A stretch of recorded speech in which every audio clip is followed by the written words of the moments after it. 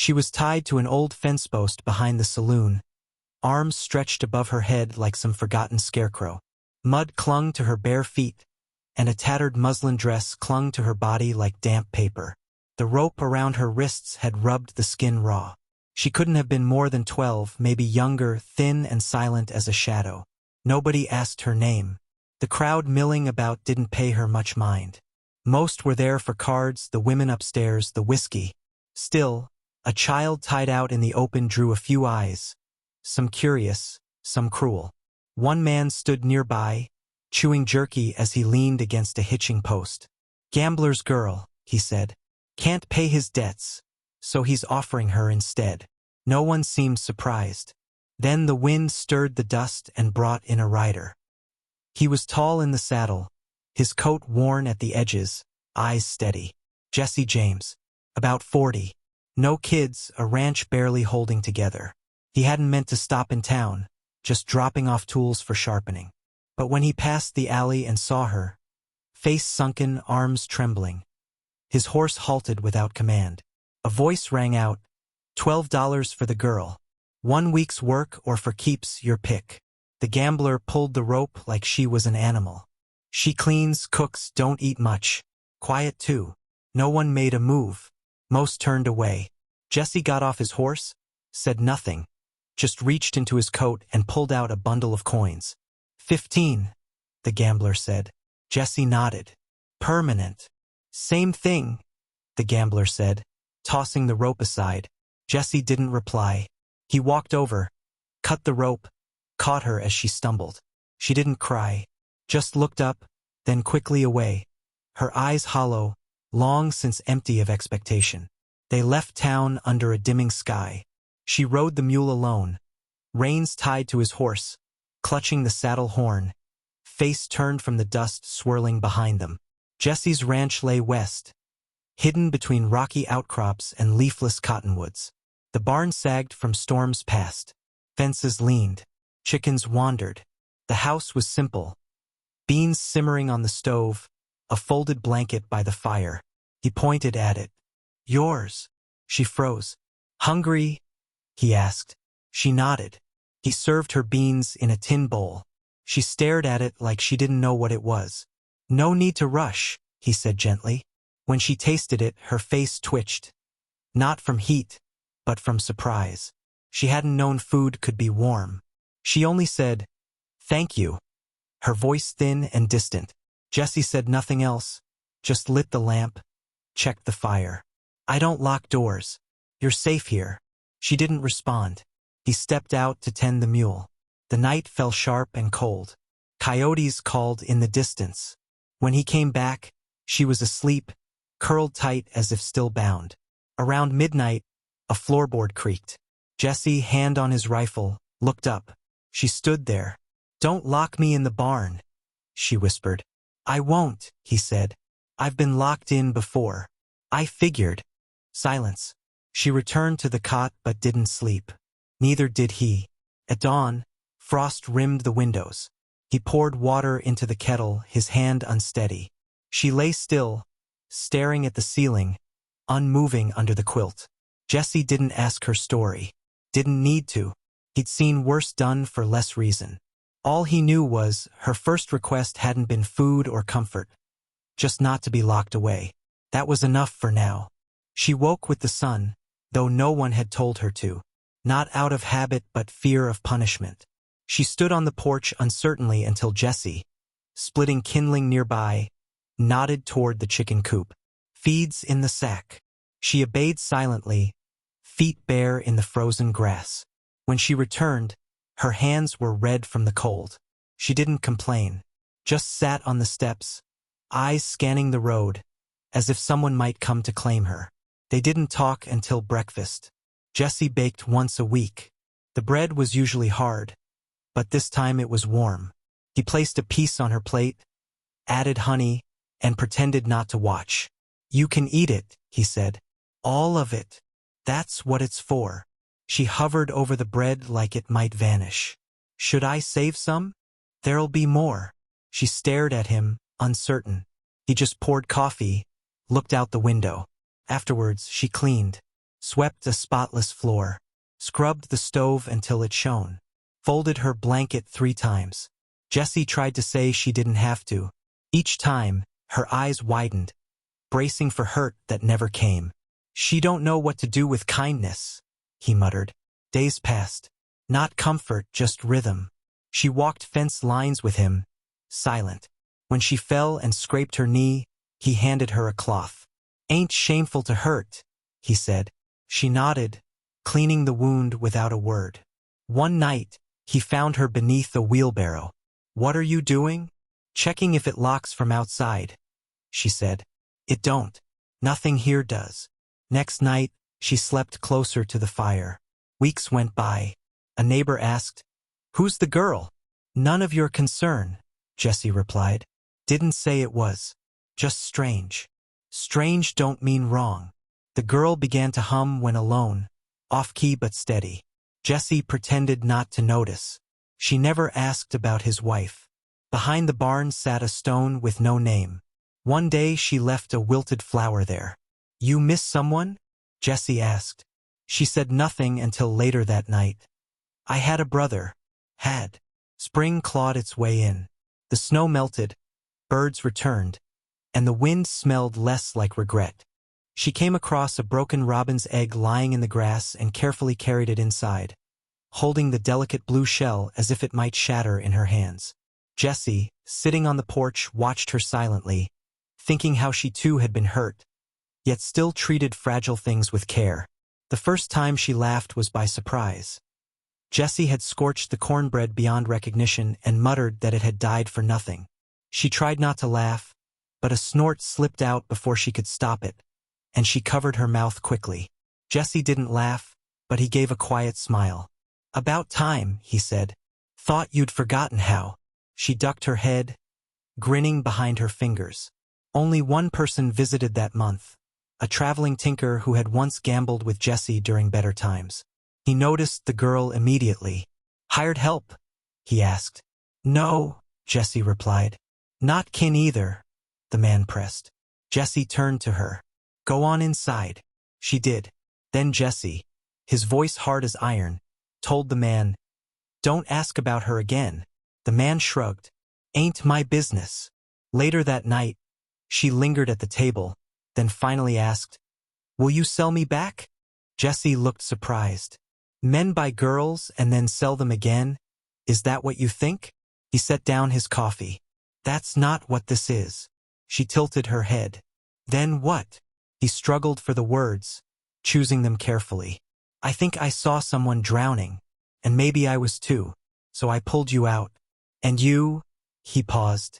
"You pulled me too." She didn't respond, but she didn't ask again. On the 12th night, she handed him a folded piece of paper. "What's this?" he asked. "My name." "You told me already." "Not my real one." He unfolded it. For letters, shaky but certain, Lena. He didn't speak for a long moment, then gave a slow nod. "All right then. Lena." Her face lit up like someone had just granted her the right to exist. The next morning she brought in kindling, poured coffee, and set the table with 2 plates. Jessie noticed the slice of bread she'd placed on his plate. She watched as he tasted it. "Bit dry," he remarked. "You didn't complain about mine," she replied, grinning. He chuckled, for the first time since his wife died. Outside, birds sang through the hills. Inside, the fire was steady. And for the first time in years, Jessie didn't eat breakfast alone, neither in body nor spirit. The wind changed the day they came. Jessie sensed it before the dust rose on the road. Birds quieted. The air turned heavy, as if the land itself was holding its breath. He was chopping wood when the dog growled low, ears flat.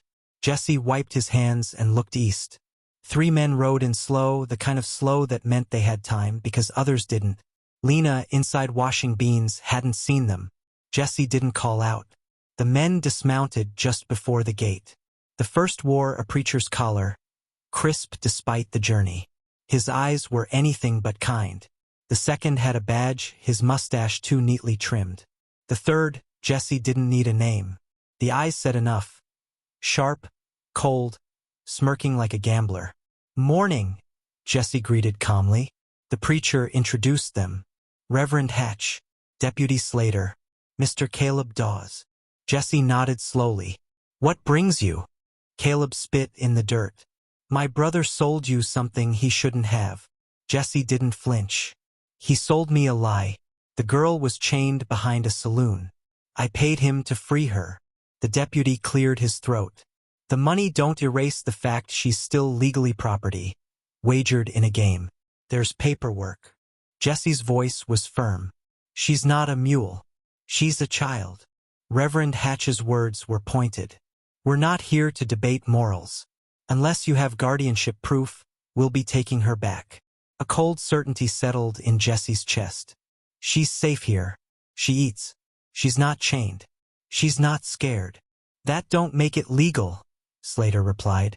Lena had stepped silently onto the porch, flour on her apron, sleeves rolled up, hair in a braid. She looked small but stood steady. Caleb's eyes lit up. Lena, the preacher called. Come now. He's done his part. She didn't move. Caleb growled. You were promised to our family. Jesse stepped in front of her. She's not going. The deputy's hand hovered near his gun. You sure about this, Boone? You want this on record? Jesse glanced back. Lena's eyes weren't frightened. They were solid. You've got 7 days, Jesse said. Bring the papers. Or don't come back. The preacher's jaw tightened. The Lord frowns on defiance. Jesse didn't respond. The men rode off, the dust swallowing them again. But the tension didn't ride away with them. They'll be back, Lena said. Yes. Then we've got 7 days. She returned inside like it was just another chore between feeding chickens and sweeping the floor. That night, Jesse couldn't sleep. He sat by the fire, the flames leaping like hearts on edge, thinking of his wife and her quiet, gentle strength. Lena was nothing like her, and maybe that's what made this matter more. Not a replacement, a reckoning. Lena stayed up, reading silently from a hymn book. At one point she whispered, If they come and take me, what'll you do? He didn't look at her. Depends how loud you scream. The week went too fast. Jesse wired an old army friend, a lawyer in Junction Bluff. But the law moved slower than mules. By day 4, Jesse taught Lena to hold the rifle. Not to shoot, he said. Just so you know how it feels. You're not helpless. She held it gently, like something living. On day 5, they repaired fence posts. Her hands blistered, but she said nothing. On day 6, she asked to sleep outside. So I'll know what to do if I have to run again. Jesse laid out a blanket beside her. They didn't speak. They didn't need to. Day 7 arrived like a held breath. Just after sunrise, a wagon creaked up the road. Not the law, not the preacher. A woman stepped down, worn by sun and sorrow, leaning on a cane. She saw Lena and dropped it. Mama, Lena whispered, barely audible.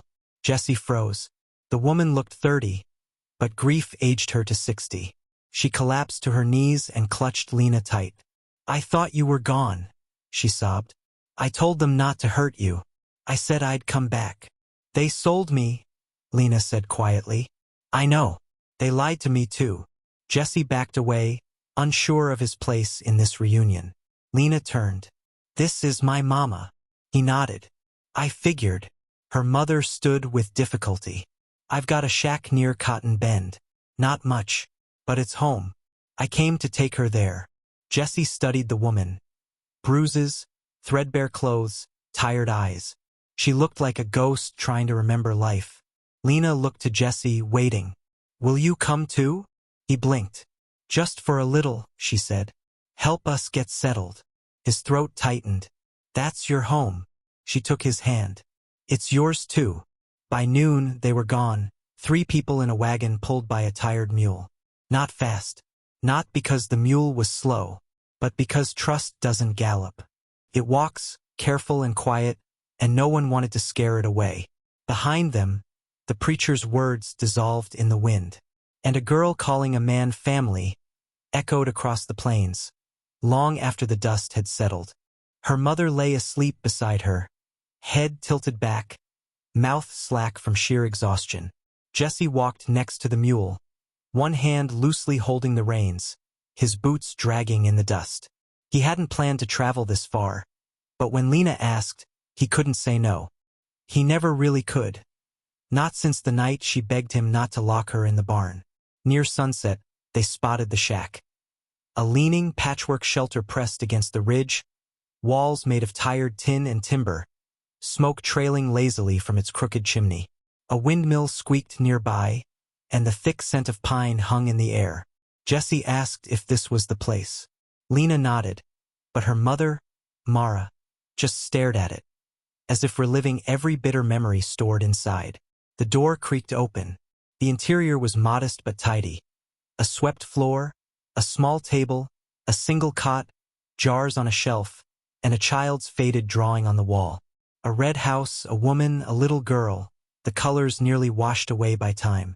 Lena whispered that her mother had kept it, and Mara weakly smiled, saying it was all she could carry back then. Jesse built a fire with dry wood, coaxing it to life while offering silence instead of words, knowing this place demanded it. That night, Lena cooked beans and flatbread. Her mother woke just enough to say it smelled like home. Jesse slept outside. By morning, a strange smoke scent cut through the air. He bolted upright, wildfire. The ridge glowed orange like an ember waiting to reignite. Lena was already outside, barefoot, eyes on the horizon. Jesse judged the wind. It was pulling the fire eastward. If it crossed the canyon, they'd be in its path by sundown. Mara stumbled out, coughing, asking what to do. "We run," Jesse said. But Lena didn't move. She was staring at the small shed next to the shack, where her mother's papers and her own books were stored. Jesse told her it wasn't worth her life. She looked at her mother and said, "What if we don't get back?" Jesse decided for them. He ran to the shed, snapped the nail lock off with his knife, grabbed what he could, linens, herbs, anything salvageable, and returned as ash began to fall. By afternoon, flames crowned the ridge, trees howled in combustion, smoke cloaked the valley. They escaped just in time, the inferno raging behind. Mara wept. Lena didn't. She watched the fire and said softly, "It took everything again." Jesse replied, "Not everything." They rode until they reached a creek, water still clear and cold. They camped, boiled coffee from the last of the grounds, and spoke little.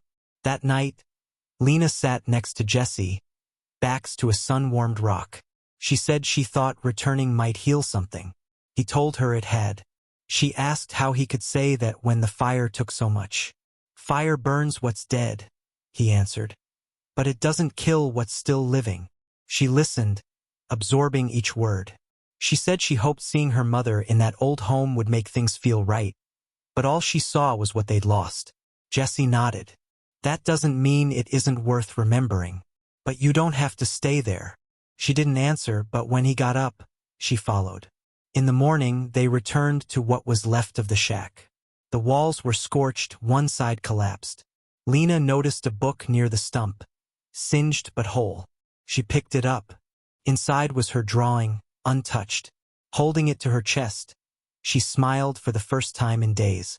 "Fire didn't take everything," she said. Jesse agreed it hadn't come close. As they packed the mule, Mara leaned on Jesse a moment longer than needed and told him he didn't have to do this. He said he was glad he did. She asked if he'd ever thought about building something lasting again. Jesse didn't respond right away, and Lena watched them both with cautious hope.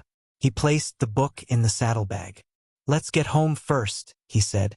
"Then we'll see what still wants to grow." When they returned to the ranch, the fence was gone, the posts still hissing beneath ash.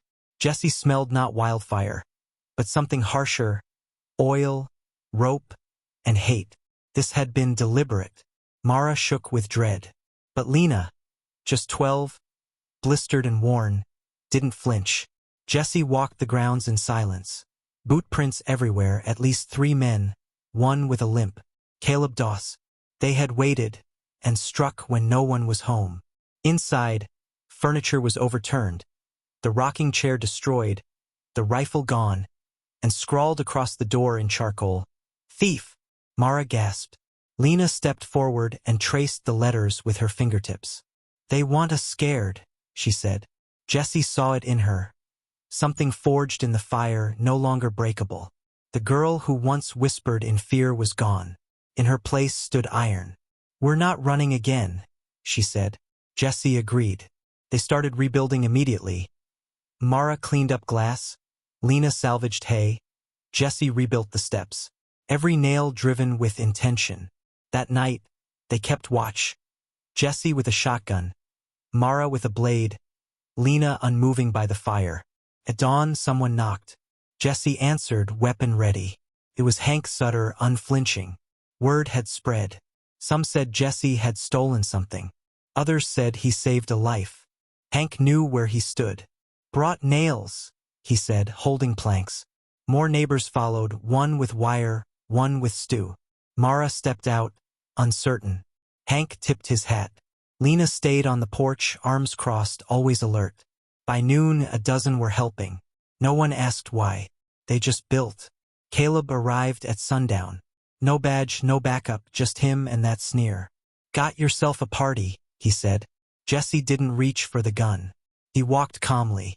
Caleb spat. You think this changes anything? She's still marked. Property. No papers. Jessie replied. She's not property. Caleb mocked him. You going to marry her mama? Make it all legal? You want a burnt widow and a stray kid. Lena stepped down. She slapped Caleb so hard it echoed. Everything stopped. You don't get to talk about my mother, she said, calm but cutting. And I don't belong to you. Caleb sneered. Jessie stepped beside her. She's not wild. She's brave. That's more than I can say for a man who only shows up after the danger's past.